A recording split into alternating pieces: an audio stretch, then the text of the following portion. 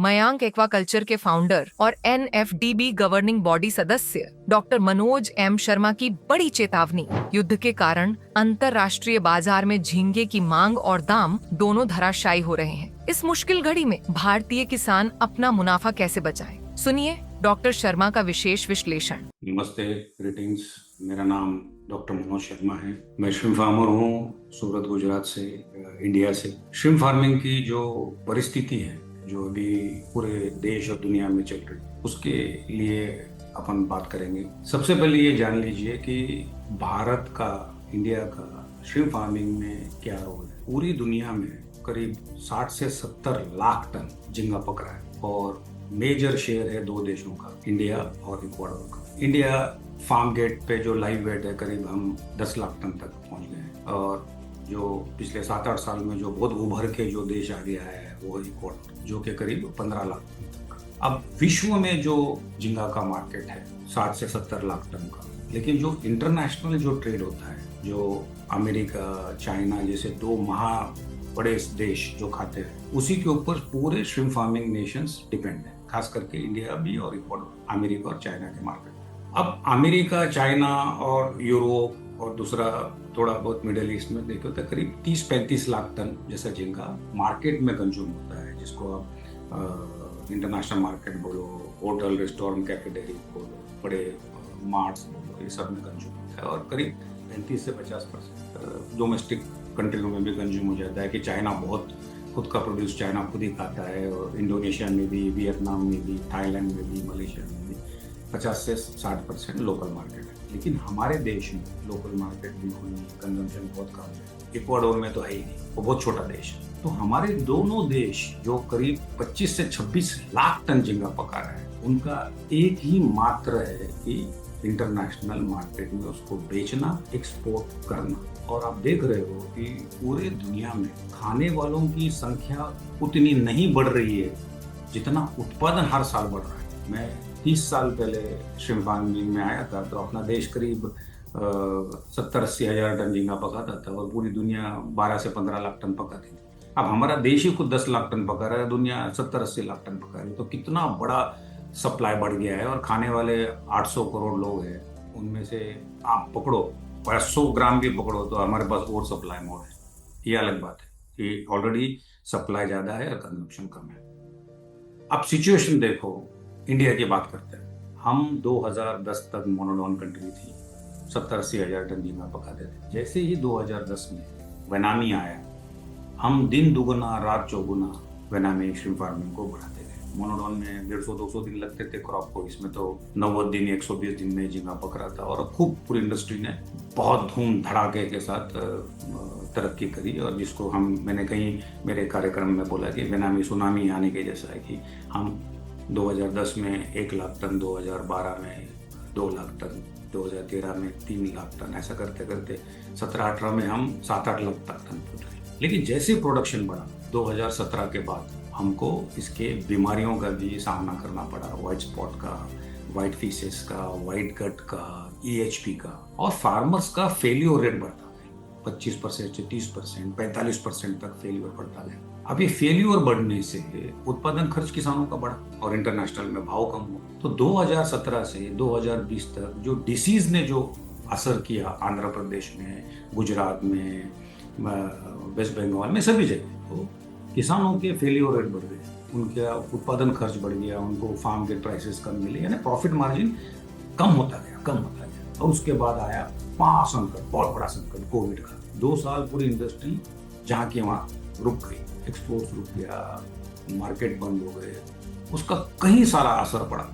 जो किसान इंडस्ट्री बेनामी आने के बाद 2 पैसे देखे थे, वो एकदम वापस माइनस हो गए। पिछले 8-10 साल पीछे चले गए। गुजरात की तो ऐसी हालत हो गई कि 58,000 टन झींगा पकता था, वो सीधा आ गया 12,000 टन पे। इतना असर पड़ा।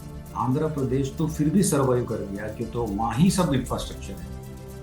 वहाँ करीब 500 हैचरीज है, 1000-1200 प्रोसेसिंग हाउस है, वेयर हाउसेज है, कोल्ड स्टोर्स है। सीड का प्राइस 30 पैसा है, फीड का प्राइस 80-90 रुपए है, इलेक्ट्रिसिटी 1.5 रुपया है।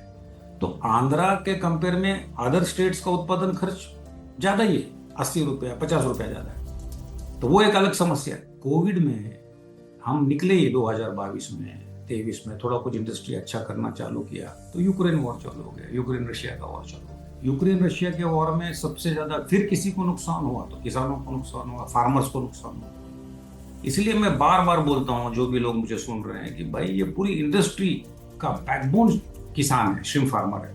ये बचेगा, ये कमाएगा तो पूरी वैल्यू चेन में पूरी इंडस्ट्री कमाएगी। लेकिन बहुत कम लोग इस बात को समझ रहे हैं। डिसीज आया तो किसान मरा, कोविड आया तो किसान मरा, यूक्रेन रशिया के वॉर में किसान की तकलीफ हुई। अब उसके बाद अमेरिका जो हमारा 50% मार्केट है, ट्रम्प साहब ने टेरिफ और ट्रबल बढ़ा दिया, 58% तक ड्यूटी लेके गई। 2025 उसमें बिगड़ा। अब जब हमारे सरकार ने बहुत सारा अच्छा काम समझाने के बाद, कई दिनों के परिश्रम के बाद, चर्चाओं के बाद अमेरिका सरकार को मना के ड्यूटी रिड्यूस करके 26% पे लाई, लोगों में थोड़ा एनर्जी आई, किसानों को लगा कि भाई चलो अब आप अच्छे दिन आएंगे, कुछ और अच्छा होगा। कि आप देख रहे हो महीने भर से इजराइल अमेरिका ने ईरान पे हमला कर दिया। आज सवेरे की न्यूज़ मैंने पढ़ा तो क्रूड ऑयल 50% 100% बढ़ने वाला है। अब ऐसे वॉर सिचुएशन में फिर क्या होगा? फ्यूल प्राइस बढ़ेंगे तो फीड प्राइस बढ़ेगा, ट्रांसपोर्टेशन प्राइस बढ़ेगा, एनर्जी का स्वाम पे बढ़ेगा। हम पूरे 100% एक्सपोर्ट पे डिपेंड है, इसीलिए सी फ्राइट बढ़ेंगे। 8,000 10,000 डॉलर तक कंटेनर का रेट जाएगा। तो ये पूरा असर फिर वापस वही होगा कि किसानों को कम रेट मिलेगा। जो किसान 40 से 50% बीमारियों की समस्या से जूझ रहे हैं, ऑलरेडी उनको इतना उस पर असर हो रहा है। उसके बाद पिछले 7-8 साल से हर बार तालाब में माल डालने के बाद दिन का चैन, रात की नींद खराब करना, तो ये बहुत बड़ी समस्या है। अब हमको मालूम नहीं है कि आगे और क्या होने वाला है, ऐसे कहीं क्या क्या क्या समस्या आने वाले हैं। तो एज ए किसान, एज ए इंडस्ट्री एक्सपर्ट, मेरे दिमाग में 10 साल से चर्चा चल रही। मैं पूरी दुनिया में घूमता हूँ, कहीं लोग मुझे अलग अलग देशों में बुलाते हैं बात करने के लिए। तो मैंने देखा है दुनिया में कि भाई हमारा बहुत ज़्यादा एक्सपोर्ट डिपेंडेंसी है, वो हमारे लिए आज घातक बन रही है। सिर्फ 2 देश को, America China Europe, America China Europe. अब हमको मालूम है क्या कि ये वॉर चालू होने वाला था? हमको अभी कोई भविष्यवाणी है क्या कि अगले रोग क्या आने वाला है? मेरे कई दोस्त हैं इंडस्ट्री में जो मेरे से शायद एक मत नहीं है, या वो मानते नहीं है कि डोमेस्टिक मार्केट का इंडिया में पोटेंशियल है। बहुत से लोग मेरे को बोलते हैं कि अरे डॉक्टर शर्मा क्या बात कर रहे हो, हमारी तो पूरा इंडस्ट्री का डिजाइन एक्सपोर्ट का है। हमारे पूरे प्रोसेसिंग हाउस, हमारा पूरा इंफ्रास्ट्रक्चर, हमारा सब कुछ तो एक्सपोर्ट के ऊपर है, तो डोमेस्टिक मार्केट में कौन मेहनत करेगा? अरे भैया, मैं तभी तो बोल रहा हूं सबकी दिमाग की खोपड़ी खोलो। हमारा पूरा स्ट्रक्चर डिजाइन एक्सपोर्ट का है, तभी तो ये चैलेंजेस की समस्या आ रही है। पूरी दुनिया में एक्सपोर्ट का ही तो प्रॉब्लम आ रहा है, और हम वही बात बोल रहे हैं कि our strength is for export. अरे वही तो हमारा वीकनेस हो गया है। जिस देश के अंदर 150 करोड़ लोग हैं, 75% नॉन वेजिटेरियन है, करीब 100 करोड़ के करीब लोग। अरे सैटरडे संडे कोई बर्थडे पे, कोई पार्टी पे 500 ग्राम झींगा खाएंगे तो हमारे देश में काया पलट जाएगी। कई लोग मुझे बोलते हैं कि इसमें बहुत टाइम लगेगा, 5 साल लगेगा, 10 साल लगेगा। अरे 2015 से मैं चिल्ला रहा हूँ, झींगा लाला डोमेस्टिक मार्केट। देखो शर्ट तक आत्मा पे, दिल पे, दिमाग पे सिर्फ झींगा लिख दिया मैंने। 10 साल से एकांक की लड़ाई सिंगल लड़ रहा हूं, डोमेस्टिक मार्केट, झींगा लाला डोमेस्टिक मार्केट। आज मुझे 10 साल हो गए। अगर से कुछ लोग समझते, अरे मेरे को सही समय पे साथ देते, तो आज शायद अलग परिस्थिति होती। जिस देश के अंदर दूध उत्पादन के लिए दूध दूध दूध का नारा दिया, तो अमूल और डेयरी मूवमेंट ने पूरी दूध की नदियां बहा दी। बीवी राव साहब ने संडे हो या मंडे रोज खाए अंडे का नारा दिया। आज कहां पहुंच गई पोल्ट्री इंडस्ट्री? हमारा 5% एक्सपोर्ट नहीं होता, 90% कंजम्पशन, 95% कंजम्पशन इस देश में हो जाता है। दूध दूध दूध बोले, पूरा दूध विश्व के सबसे नंबर 1 दूध उत्पादक है। क्यों? क्योंकि डोमेस्टिक मार्केट का सपोर्ट मिला। पोल्ट्री क्यों बड़ा हुआ? डोमेस्टिक मार्केट का सपोर्ट मिला। हम जैसे ही झींगा की बात करते हैं, बहुत कॉस्टली है, ये एक्सपोर्ट के लिए, हमारे लिए नहीं है, इंफ्रास्ट्रक्चर नहीं है, हमारे पास कोल्ड चेन नहीं है, लॉजिस्टिक नहीं है। अरे भैया, भारत की सरकार बोल रही है, नेशनल फिशरीज डेवलपमेंट बोल रहा है कि हमारे देश के अंदर 160 लाख टन, फिर से रिपीट कर रहा हूं, 160 लाख टन मीठे पानी की मछली बनती है, उत्पादन होता है और खा जाते हैं हम। आंध्रा से अगरतला और केरला से कश्मीर तक जाती है। जो देश के अंदर 160 लाख टन मच्छी खा जाती है फ्रेश चिल फॉर्म में, वो देश में लाख 2 लाख टन झींगा नहीं बिक सकता। ये कहां की मानसिकता है, कहां की सोच है ये?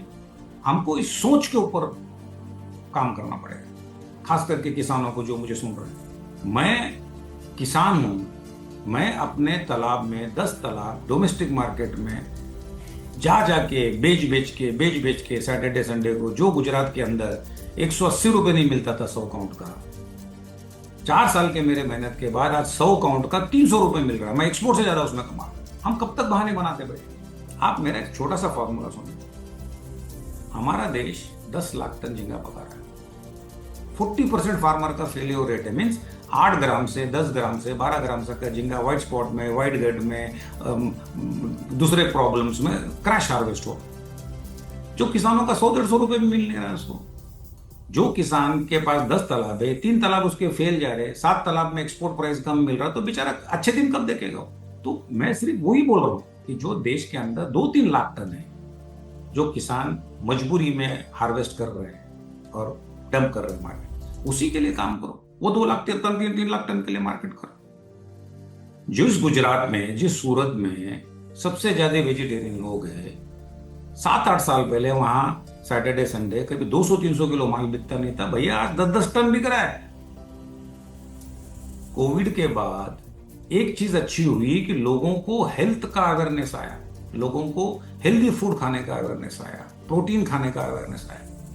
हमारा देश बहुत जवान देश है, 60-65 साल की उम्र के तो हमारे पास कितने लोग हैं? आप देखो 2-3 साल से पोल्ट्री के सेल्स देखो। कोविड के बाद अगर से सबसे ज्यादा मार्केट किसी का डेवलप हुआ अपने देश में, तो अंडों का मार्केट डेवलप हुआ।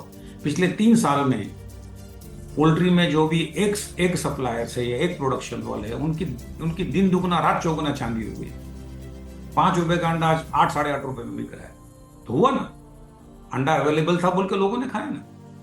जो एक्सपोर्ट का माल हमारा USFDA, European approved, highly traceable, super quality का झींगा है जो एक्सपोर्ट हो रहा है, उसमें हमारे देश के किसान और हमारे श्रिम्प फार्मिंग इंडस्ट्री तकलीफ से गुजर रही है। अगर से इतना अच्छा प्रॉन, इतना अच्छा श्रिम्प हमारे लोगों को खाने को मिलेगा, तो समस्या ही खत्म हो जाएगी।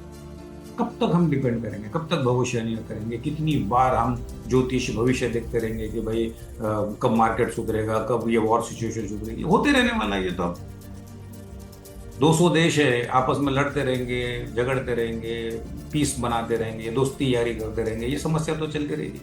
लेकिन पिछले 10 साल के रिकॉर्ड में 2018 के बाद 50-60% भारत के झींगा किसानों ने पैसा बनाया और कमाया। तो मैं हाथ जोड़ के आप लोगों को विनती करता हूँ, सब भूल जाओ एक बार का। जो डिबेट के लिए कि भाई एक्सपोर्ट इंडस्ट्री है, कुछ होने वाला नहीं है डोमेस्टिक मार्केट का, ये तो खाली कल्पना है, वो मनोज शर्मा पागल है, कुछ भी बोलते रहता है डोमेस्टिक मार्केट डेवलप। मेरे किसान भाइयों, मेरे खुद के 100-150 तालाब है। मैं पिछले साल 500-600 टन माल लोकल मार्केट में बेचा और मैंने अपना फार्म, अपना घर परिवार चलाया। मुझे इसका फायदा हुआ। आप जो लोग सुन रहे हो, जिनके पास भी 10-10 तालाब है, 2-3 तालाब में बेनामी 10 ग्राम, 12 ग्राम का, 15 ग्राम का पकड़ा के लोकल में सैटरडे संडे बेचना चालू करो, आपके फेल्यूर रेट कम होंगे, आप अच्छा करो। अब ये बात हुआ, रोने धोने वाली बात हुई कि भाई तकलीफें हैं, समस्याएं हैं, लेकिन अब इसका उपाय क्या है? चलो मान के चला कि ये वॉर सिचुएशन चले। ये मैं इसलिए बोल रहा हूँ कि तो बहुत सारे लोग जो बोल रहे हैं यार ठीक है मनोज भाई, तुमने समस्या की बहुत बात करी, तुमने बहुत बोले, अब करना क्या है? तो डोमेस्टिक मार्केट को तो 8-10 साल लगेंगे, 20 साल लगेंगे डेवलप होने को, अभी किसान क्या करें? तो भाई मेरे, जो मैं कर रहा हूँ वो आप कर सकते हैं। जब बेनामी देश में आया तो मैंने नारा दिया, डू बेनामी द टाइगर वे। तो हमारे पास इंफ्रास्ट्रक्चर मोनोडोम का था, ज़्यादा एरेटर्स नहीं थे, ज़्यादा पॉन्ड्स नहीं थे, बहुत हाई फाई नहीं थे, तो हमने बेनामी ला के बेनामी की तरह करे हाई स्टॉकिंग डेंसिटी में, उसका भी हमने खामियाजा भोगा, उसका भी हमने परिणाम भोगा। मैं तभी भी बेनामी टाइगर ले गया, मीन्स लो स्टॉकिंग डेंसिटी में 20 पीस 15 पीस 20 पीस 15 पीस, और बड़ी साइज करता था 50 ग्राम 40 ग्राम। बड़ी साइज का एक फायदा है, अगर से किलो में कम पीस बैठे तो भाव डबल मिला। फॉर एग्जाम्पल आज जो पूरे दुनिया में देश में 40 काउंट 50 काउंट का बेनामी बिकता है, जिसका सिर्फ $4 प्राइस है, लेकिन आप मेरे फार्म पे आके देखिए, बेनामी भी मैं 18 काउंट 20 काउंट 25 काउंट का करता था। अभी ब्लैक टाइगर पिछले 2021 से कर रहा हूँ, 10 पीस की स्टॉकिंग करता हूँ, 15 काउंट का माल पकाता हूँ। 30 काउंट का 400 है तो 15 काउंट का 750 रुपये रेट है। एक क्रॉप में 3 क्रॉप का प्रॉफिट है। हाँ ठीक है, ये डिसीज के चैलेंजेस आएंगे या लंबा डीओसी होगा, लेकिन आपको तो वो करना ही पड़ेगा, बिकॉज आपका बिजनेस, आप फार्म बंद करके आपको रख नहीं सकते। फार्म बंद करना 1 साल, तो वो तो आपको 10 साल पीछे लेके जाएगा। पूरी मशीनरी खराब हो जाएगी, इलेक्ट्रिसिटी के पॉइंट पूरे रस्टिंग हो जाएंगे, इंजन जहाँ के वहाँ जाम हो जाएंगे, पूरा फार्म खराब हो जाएगा, पूरी मट्टी खराब हो जाएगी। तो आपको तो करना ही है, चाहे वॉर सिचुएशन हो या बीमारी की सिचुएशन हो, ओवर सप्लाई का, आपको तो इसमें काम करना है, आपको इसमें जिंदा रहना। तो ऐसी परिस्थिति में मैं किसान जो मुझे सुन रहे हैं, what the best way to do, stocking कम करो, बढ़िया सीड सेलेक्ट करो, बढ़िया सा पॉन्ड प्रिपेयर करो, अच्छे से अच्छा फीड खिलाओ, और झींगे को आप डबल साइज करो। 20 ग्राम का बेच रहे हो तो 30 ग्राम करो, 30 का बेच रहे हो तो 40 ग्राम करो, 40 का कर रहे हो तो 50 ग्राम करो। जो बेनामी कर रहे हैं वो बड़े साइज में, प्रीमियम साइज में लेके जाओ उसको। Don't produce the run of the mill. सभी 15-20 ग्राम का पका रहे तो आप मत पकाओ, आप थोड़ा कुछ हट के करो। जैसे कि पूरे गुजरात में लोगों ने मुझे बोला था कि ब्लैक इज ब्यूटीफुल और ब्लैक विल बी बैक। मैंने ये 2011-12 में ही बोला था, तो लोग हंसे, बोले यार पूरी दुनिया बेनामी कर रही है, मनोज भाई की उम्र हो गई, शायद दिमाग काम नहीं कर रहा, अभी कहाँ ब्लैक टाइगर आएगा। देखिए आज गुजरात में 100% ब्लैक टाइगर हो गया, और पिछले 2 साल से हर वो किसान जो ब्लैक टाइगर कर रहा है उसने 2 पैसे कमाए।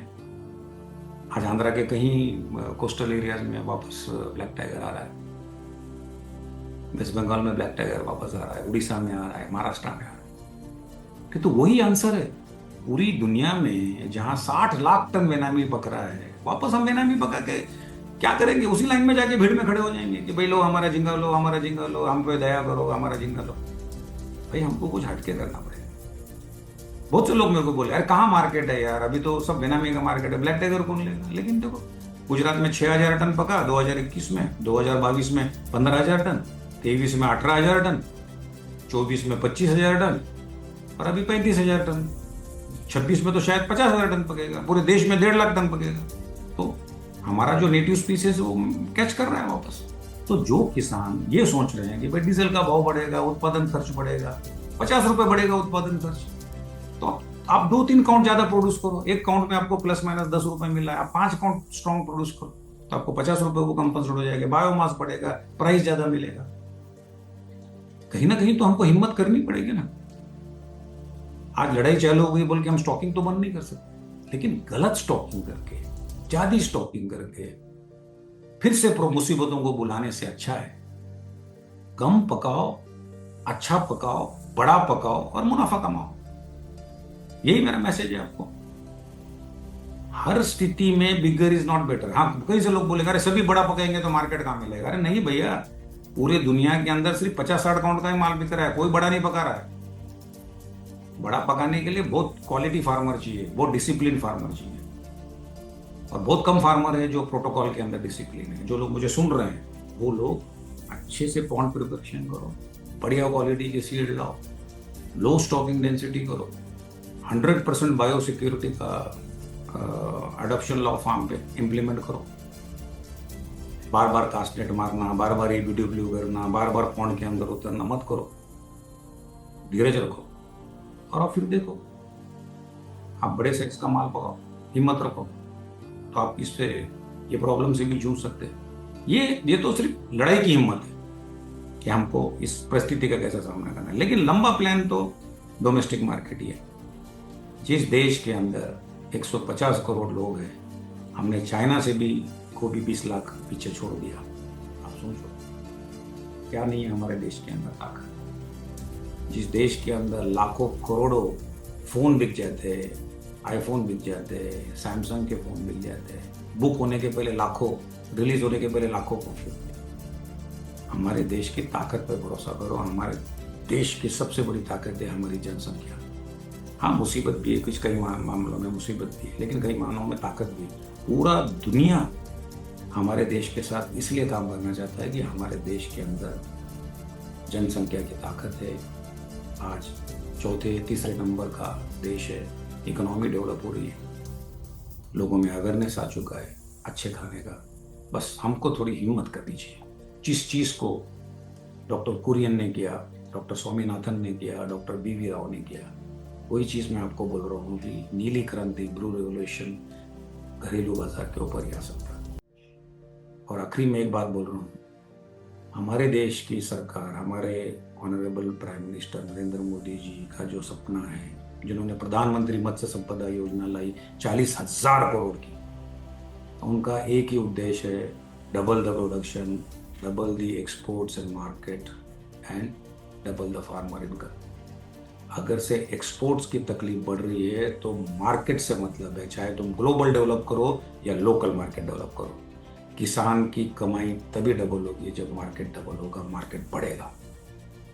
इंटरनेशनल मार्केट को भी बढ़ाओ और लोकल मार्केट को भी बढ़ाओ। मैं लास्ट मैसेज बोल रहा हूँ, if we can develop only 30% of our domestic market, our 70% of the shrimp can be saved, protected towards success and sustainability. So long live shrimp farming. जिन लोगों ने भी आपको, जो आप मुझे सुन रहे हो, मेरा ये मैसेज है कि हम किसान हैं, हर हालत में हमको हिम्मत रखनी चाहिए। परिस्थितियाँ आएगी जाएगी, लेकिन हमको डटे रहना है, क्योंकि तो हम वो है जो नेशनल ग्लोबल फूड सिक्योरिटी के रक्षक हैं। किसान हैं तो दुनिया है, किसान है तो जान है। इसलिए इंडस्ट्री को एक लास्ट मैसेज, किसान जिंदा रहेगा तो ही आपकी फीड मिल जिंदा रहेगी, आपके हैचरी जिंदा रहेंगे, आपकी दवाइयों की कंपनियां जिंदा रहेंगी, आपके एक्सपोर्ट्स हाउस जिंदा रहेंगे, आपका मार्केट जिंदा रहेगा। किसान खत्म तो सब कुछ खत्म। तो मेरी इंडस्ट्री से अपील है कि हर वो पॉलिसी पे काम करो, हर वो मोटिव पे काम करो जिसको किसान को आगे, फार्मर फर्स्ट पॉलिसी पे काम करो, and hope we can win back our situation. Long live shrimp farming. God bless you all.